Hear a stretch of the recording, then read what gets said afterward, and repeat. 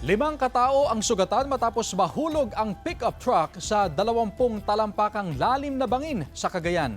Tutukan sa report. Pick up, sir.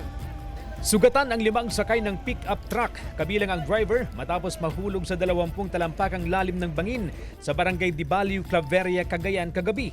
Pare-parehong taga-barangay San Isidro Sur, Luna, Apayao ang mga sakay na papunta sana sa Bintar, Ilocos Norte para mamasyal.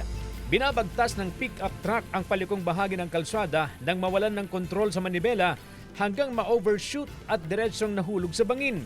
Kasalukuyan nagpapagaling sa ospital ang mga biktima. Wala pa silang pahayag. Nahulog din sa 2 metrong lalim ng bangin ng trailer truck na may kargang semento magtatanghali kahapon sa barangay Dagupan, Lalo, Cagayan. 6 na sakay ang sugatan sa insidente, kabilang ang 4 na menor de edad. Pare-pareho silang residente ng San Mateo, Isabela.